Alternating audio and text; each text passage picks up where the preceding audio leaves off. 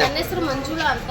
ನಾನು ರಾಯಚೂರು ಜಿಲ್ಲೆ ಲಿಂಗಸೂರು ತಾಲೂಕು ಬೆಂಡೋಣಿ ಗ್ರಾಮದಿಂದ ಬಂದಿರೋದು. ಭ್ರಷ್ಟಾಚಾರ ಮತ್ತು ಅತ್ಯಾಚಾರ ಹೆಚ್ಚಾಗಿರೋದ್ರಿಂದ ಅದನ್ನು ಮನವರಿಕೆ ಮಾಡೋ ಕಾರಣಕ್ಕಾಗಿ ಮತ್ತು ಮನವಿ ಪತ್ರವನ್ನು ಸಲ್ಲಿಸುವುದಕ್ಕಾಗಿ ನಾನು ಪಾದಯಾತ್ರೆಯನ್ನು ಕೈಗೊಂಡಿದ್ದೇನೆ. ಇಲ್ಲಿಂದ ಅಂದರೆ ರಾಯಚೂರು ಜಿಲ್ಲೆಯಿಂದ ದೆಹಲಿಯವರೆಗೆ ಪಾದಯಾತ್ರೆಯನ್ನು ಕೈಗೊಂಡಿದ್ದೇನೆ. ಎಷ್ಟು ದಿನ ಹೋಗ್ತೀರಿ ಮೇಡಮ್? 35 ದಿನ ಆಗ್ಬೋದು ಅಂತ ಅಂದ್ಕೊಂಡಿದ್ದೀನಿ.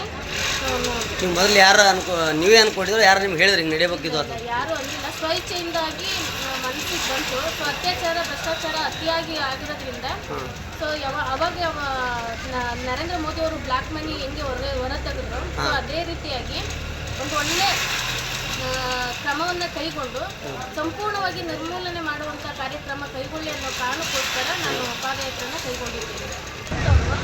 ಒಂದು ಜವಾಬ್ದಾರಿ ಇರುತ್ತೆ ಅವರಿಗೆ, ಓಕೆನಾ?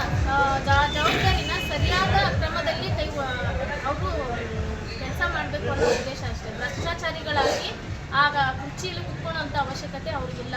ಮತ್ತು ಅಧಿಕಾರಿಗಳಾಗಿ ಅವರು ಭ್ರಷ್ಟಾಚಾರದ ಕೆಲಸ ಮಾಡೋದು ಒಂದು ಸರ್ಕಾರಕ್ಕೆ ಕಪ್ಪು ಮಸಿ ಬರೆದಂತಾಗುತ್ತೆ ಅನ್ನೋ ಕಾರಣಕ್ಕೆ ಸಂಪೂರ್ಣವಾಗಿ ನಿರ್ಮೂಲನೆ ಮಾಡಬೇಕು ಅನ್ನೋದು ನನ್ನ ಉದ್ದೇಶ.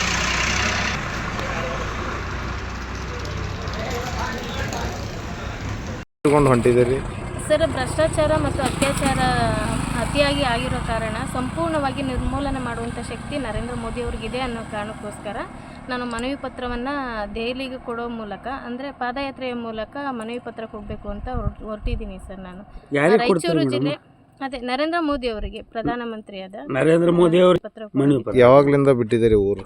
ಸರ್, ನಾನು 25ನೇ ತಾರೀಕು ಅಂದರೆ ನಿನ್ನೆ ಮಂಗಳವಾರದ ದಿನ ಬಿಟ್ಟಿರೋದು ನಾನು ನನ್ನ ಜನ್ಮಸ್ಥಳದಿಂದ.